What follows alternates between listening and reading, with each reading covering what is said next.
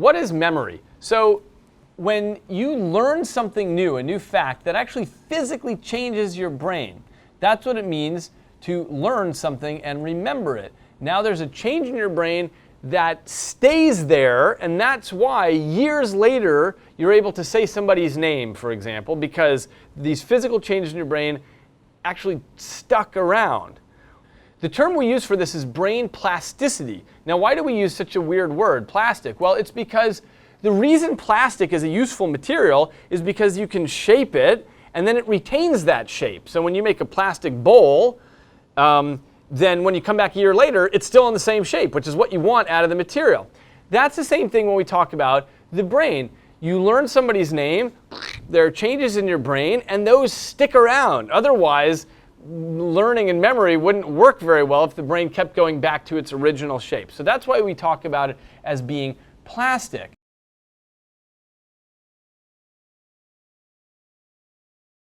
So the key with memory is that memory is not just one thing. It turns out that there are many different types of memory. So for example, there's short-term and long-term. Short-term memory is where somebody says, hey, would you go over there and dial this phone number for me? So you keep it in your head, okay, 713, blah, blah, and then you go and you dial the phone number, and then you forget it some moments later, because you don't need to remember that the rest of your life.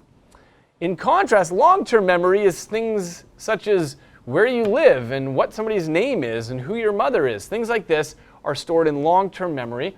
And what was discovered over the last 50 years is that these are stored in different ways in the brain. And so what can happen is people can get damage to their brain where they lose the ability to have long-term memory, but their short-term memory is just fine.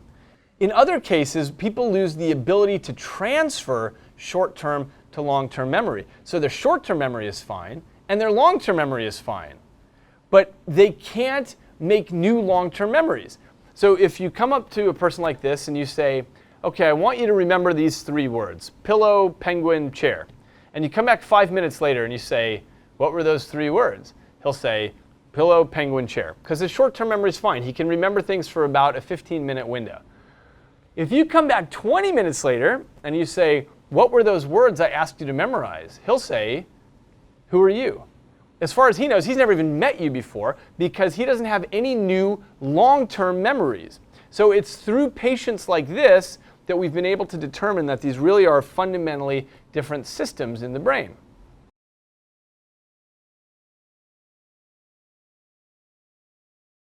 Now, if we look at long-term memory, it turns out there are different types of that as well. There's what we call explicit memory, which is the kinds of things that you can tell somebody else, such as when the American Civil War was or what you had for breakfast yesterday. And then there's implicit memory, which is stuff that your brain has learned and remembers, but you don't have conscious access to that. For example, how to ride a bicycle. You know how to ride a bicycle, but you can't actually tell me how you ride a bicycle because that's a memory that your brain has stored, but not in a way that you can declare, not in a way that you have access to consciously.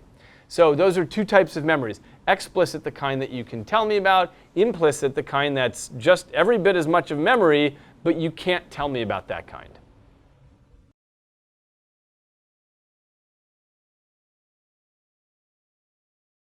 So how does memory actually work? Sometimes we all worry about this idea that if I learn one more new thing, something else is going to fall out. Because sometimes it feels like you only have a limited space in which you can store information.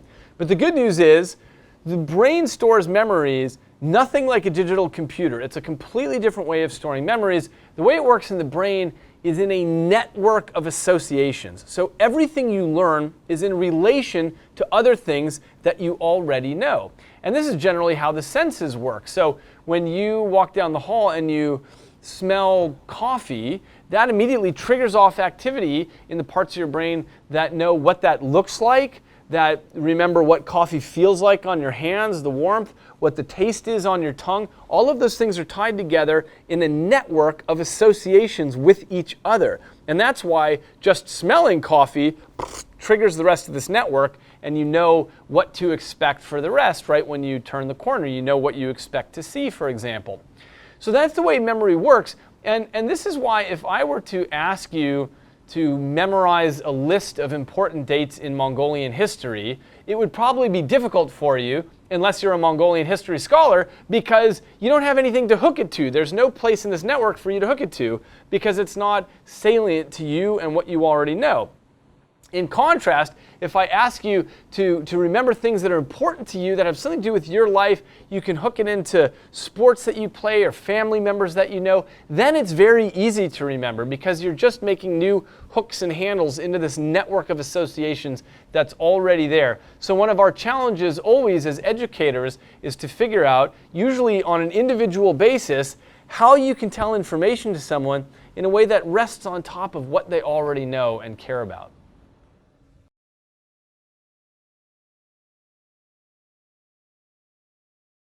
Let's talk about language. So language is one of these incredible feats that the brain pulls off, and it does it so rapidly that for the most part, words come out of your mouth faster than you can even think about what you're saying. So how does the brain pull this off? Well, there are particular areas of the brain that are involved in language, and they all are on the left side of the brain. So we're looking at the left side of a human brain here, and there are particular areas that are involved in hearing language. There are other areas that are involved in reading language.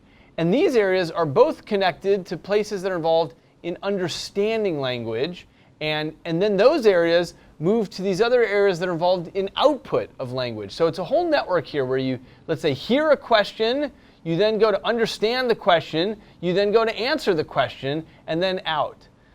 And what we've learned from many years of seeing people with brain damage is that different parts of this can get damaged in this network. So if you lose the ability to understand language, then you can still speak, but you can't understand what people are saying to you. If you lose the areas that are involved in producing language, then you can understand what people are saying, but you have no capacity to output language.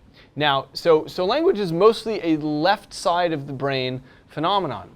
It turns out that there is a critical window of time for learning language. If a child is raised in an unfortunate situation where they are not exposed to language at an early age, they will actually never learn the structure of language. They might learn a few words, but they never get how to speak, how to produce grammar and syntax. And so there's this critical window of time at the very beginning when children need to learn language. And as almost everyone has observed, children who grow up in a multilingual family can absorb many languages at the same time. And those all end up stored in the same parts of their brain. If you learn a second language later in life, that actually gets stored in a different way than that gets stored in the other hemisphere if it's something you've learned later in life. Now, learning language has a very early window. When it comes to things like accents, as long as a child learns a new language before the age of about 13, they can speak that new language without an accent. After the age of 13, if you move to a new country, you're probably always going to have an accent in that language.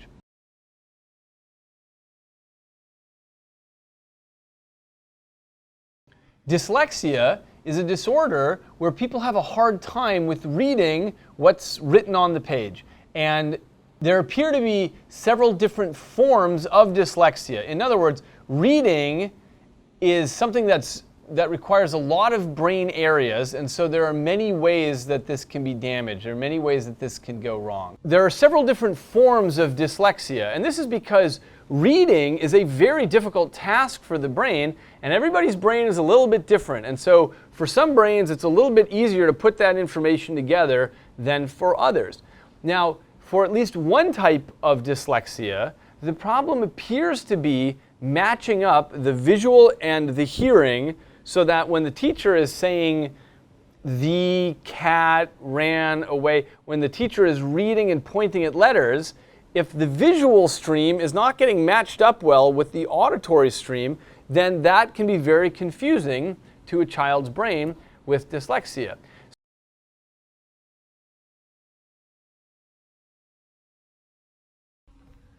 I'd like to say a word about the importance of sleep. So we spend a third of our lives in this weird state where our eyes are closed and we've sort of gone into a little cocoon.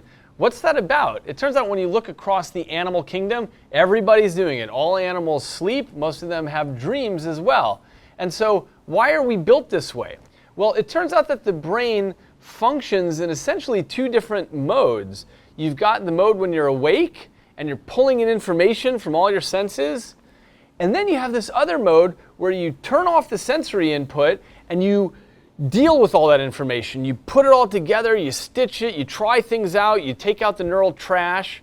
And that's what sleep is about. Sleep is all about learning and memory. And we know that from decades of studies now, that without sleep, you're not putting those memories together and you're not figuring things out.